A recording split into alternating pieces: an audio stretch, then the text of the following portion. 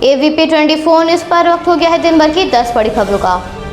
भारत की रक्षा प्रणाली के मद्देनजर केंद्रीय रक्षा मंत्री ने स्वीडन की दिग्गज हथियार निर्माता कंपनियों को भारत में आकर सैन्य उपकरण बनाने का न्योता दिया है। दोनों देशों के मध्य रक्षा उद्योग सहयोग पर एक सम्मेलन को संबोधित करते हुए रक्षा मंत्री ने कहा, भारत निवेश के लिहाज से एक बेहतर विकल्प है और स्वीडिश कंपनियों को यहां रक्षा उत्पादन का हब स्थापित करने आना चाहिए। केंद्र सरकार ने कई महत्वपूर्ण बदलाव किए हैं, जिसके बाद रक्षा उद्योगों को न केवल देश बल्कि वैश्विक मांग को भी पूरा किया जा सकता है। विदेश के मूल उपकरण निर्माता व्यक्तिगत रूप से या भारतीय कंपनियों के साथ साझेदारी में संयुक्त उद्यमों या प्रौद्योगिकी समझौते के माध्यम से मेक इन इंडिया पहल का हिस्सा बन सकते हैं। रक्षा मंत्री ने खास तौर पर स्वीडन की कंपनियों को उत्तर प्रदेश और तमिलनाडु में रक्षा कॉरिडोर स्थापित करने के लिए आमंत्रित किया और कहा, इससे उन्हें राज्य सरकारों की विशेष प्रोत्साहन योजनाओं का लाभ भी मिल सकता है।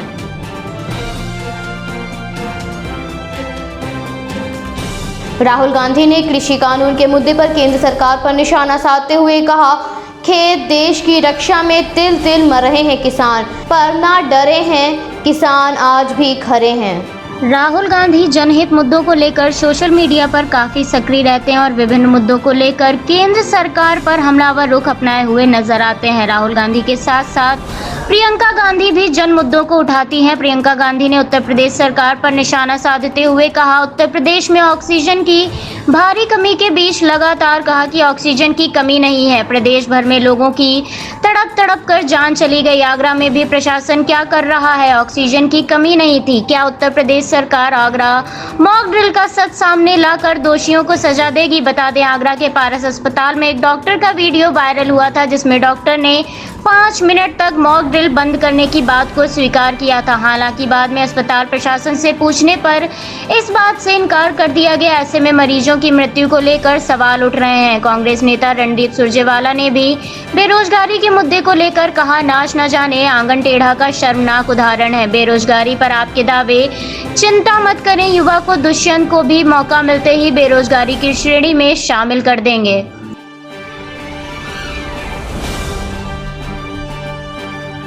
कृषि कानून के विरोध में आंदोलन को तेज करने की कवायद लगातार जारी है, जिसके मद्देनजर भारतीय किसान यूनियन के नेता राकेश टिकैत आज पश्चिम बंगाल की मुख्यमंत्री ममता बनर्जी से कोलकाता में मुलाकात करेंगे।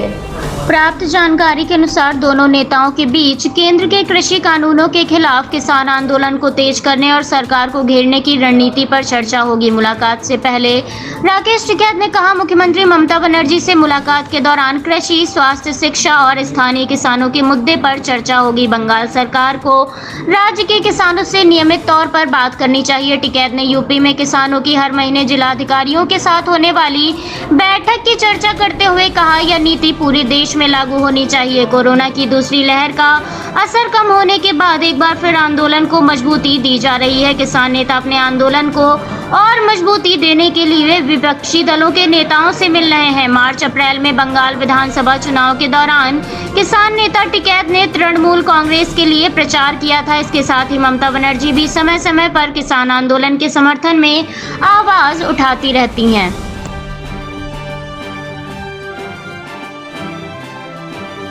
यूपी में संक्रमण की दूसरी लहर कमजोर होती जा रही है, जिसको देखते हुए प्रदेश के सभी 75 जिलों को कोरोना कर्फ्यू से मुक्त कर दिया गया है। इसके साथ ही राजधानी लखनऊ में आज से कर्फ्यू हटने पर 39 दिन बाद मेट्रो एक बार फिर से शुरू हो जाएगी। अधिकारियों के अनुसार नाइट कर्फ्यू के चलते अभी सुबह 7 बजे से शाम 7 बजे तक ही मेट्रो की सुविधा उपलब्ध रहेगी और मेट्रो में कोरोना नियमों का पालन करना आवश्यक होगा। कोविड नियमों के तहत ट्रेनें चलेंगी। आखिरी मेट्रो ट्रेन एयरपोर्ट और मुंशी पुलिया दोनों ही अंतिम स्टेशनों से चलेंगी। लखनऊ में कोरोना के केस बढ़ने के बाद 1 मई से मेट्रो बंद थी। कर्फ्यू हटने का आदेश मिलते ही मेट्रो ने ट्रेनों और स्टेशनों का सैनिटाइजेशन शुरू करा दिया है। मेट्रो प्रवक्ता के अनुसार जिला प्रशासन के आदेश के अनुपालन में ट्रेनों का संचालन शनिवार रविवार को बंद रहेगा। जिला प्रशासन ने वीकेंड लॉकडाउन अभी खत्म नहीं किया है। ऐसे में मेट्रो की सेवाएं भी सप्ताह में 5 दिन ही रहेंगी।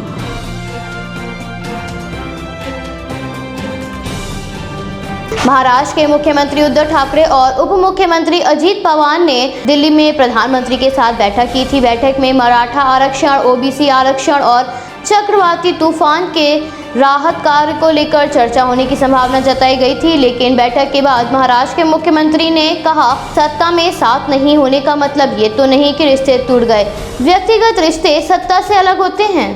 दोनों मंत्रियों की बैठक के बाद मुख्यमंत्री उद्धव ठाकरे का ये बयान सामने आया था। प्रधानमंत्री और मुख्यमंत्री उद्धव ठाकरे की दिल्ली में हुई मुलाकात को लेकर शिवसेना ने अपने मुखपत्र सामना में लेख लिखा है, जिससे मुख्यमंत्री उद्धव ठाकरे ने कहा, राजनीतिक मतभेद होने का मतलब व्यक्तिगत रिश्ते कमजोर हो गए, ऐसा नहीं होता है। व्यक्तिगत रिश्ते नाते सत्ता से कहीं अलग और ऊपर होते हैं। शिवसेना ने हमेशा इन रिश्तों को संभाला है। मुख्यमंत्री का दिल्ली दौरा राजनीति के लिए नहीं था। प्रधानमंत्री मुख्यमंत्री की मुलाकात से केंद्र से जुड़ी महाराष्ट्र की समस्याएं हल करने की कोशिश थी। महाराष्ट्र विधानसभा में विपक्ष के नेता और पूर्व मुख्यमंत्री देवेंद्र फडणवीस ने कहा, मुझे नहीं पता कि महाराष्ट्र के मुख्यमंत्री और प्रधानमंत्री के बीच अलग से कोई मुलाकात हुई है। यदि हम मान भी लेते हैं कि इस तरह की कोई बैठक हुई भी है तो इसमें आश्चर्य की कोई बात नहीं है।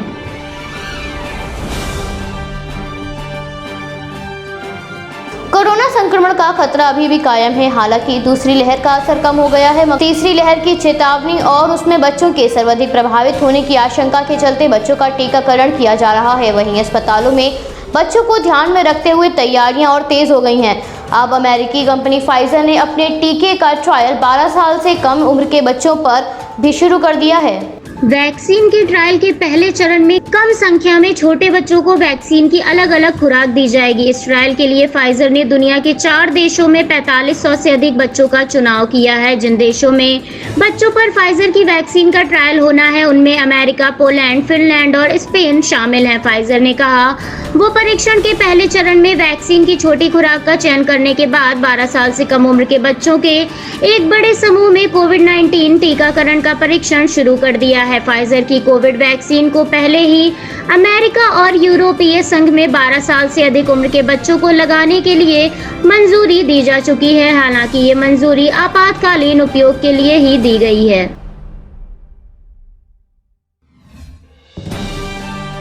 इन दिनों मौसम में भारी बदलाव दर्ज किया जा रहा है। कहीं बारिश, कहीं तेज धूप से मौसम के मिजाज काफी अलग नजर आ रहे हैं। मुंबई में बारिश से मुंबई वासियों को राहत मिली।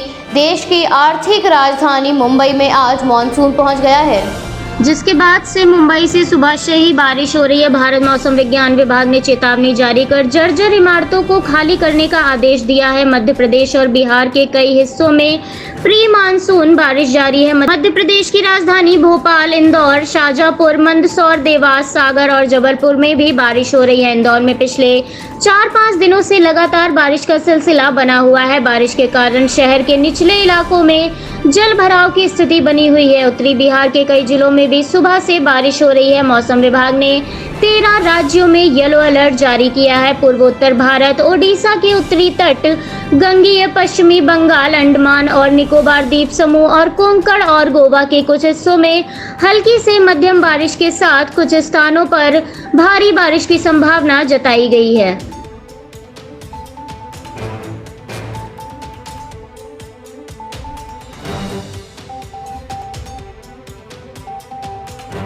कोरोना वायरस के वुहान लैब से उत्पत्ति को लेकर कई शोध किए जा रहे हैं। वायरस के लैब से लीक होने को लेकर बढ़ रही विश्वसनीयता के बीच चीन का इसे छुपाने का जोरदार प्रयास जारी है। WHO के सलाहकार बोर्ड के सदस्य जेमी मिचेल ने कहा, चीनी प्रशासन नमूनों को नष्ट कर रहा है और रिकॉर्ड को छुपाने में लगा हुआ है।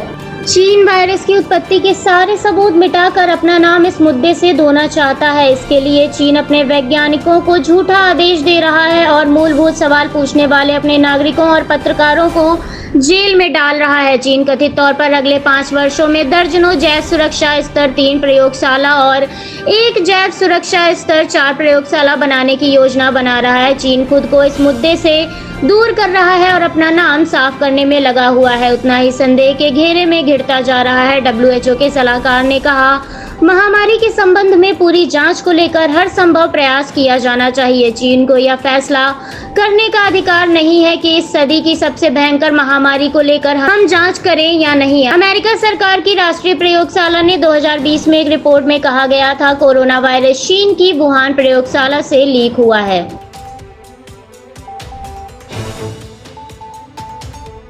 देश में कोरोना महामारी की दूसरी लहर की रफ्तार अब थमती जा रही है। देश में आज लगातार दूसरे दिन कोरोना मरीजों की संख्या 1 लाख से कम है। पिछले 24 घंटों में कोविड-19 के 92,596 नए मरीज सामने आए। इसके साथ ही 2,219 लोगों की जान चली गई है। पिछले 24 घंटे में 1,62,666 लोगों ने महामारी को हराया है। कम होते मामलों को देखते हुए बिहार, उत्तर प्रदेश समेत कई राज्यों में लागू पाबंदियों में ढील दी जा रही है। महाराष्ट्र के ठाणे में कोविड-19 के 394 नए मामले सामने आने के बाद जिले में संक्रमितों की संख्या बढ़कर 5,22,477 हो गई है। ICMR के अनुसार भारत में मंगलवार को कोरोना के लिए 19,85,967 सैंपल टेस्ट किए गए। मंगलवार तक कुल 37,1,93,563 सैंपल टेस्ट किए जा चुके हैं।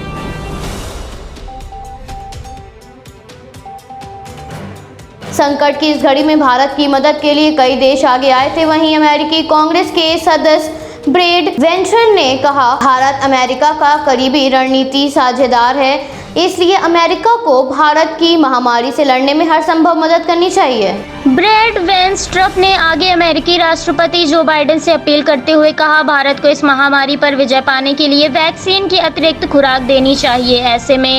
ऐसे समय में जबकि हम अपने दोस्तों और साझेदारों पर विचार कर रहे हों, जरूरी ये भी है कि अमेरिका बौद्धिक संपदा और नवाचारों की रक्षा की जाए। भारत को इस महामारी से उबरने के लिए अमेरिकी मदद की सख्त जरूरत है। हमारे पास इस बात का पूरा अवसर है कि हम वहां पर और पूरी दुनिया में जहां भी हमारी सख्त जरूरत है, कोविड वैक्सीन की सप्लाई कर उनकी मदद कर सके। अमेरिका ने कारगर सुरक्षित वैक्सीन को रिकॉर्ड समय में तेजी से भेजा है। एक अन्य सदस्य जिम कोस्टा ने कहा है कि भारत लगातार महामारी का सामना कर रहा है। ऐसे में ये बेहद जरूरी है कि हम अपने मित्र राष्ट्र और सहयोगियों को जल्द से जल्द मदद दें। ये मदद वहां पर वैक्सीन की सप्लाई करके की जा सकती है।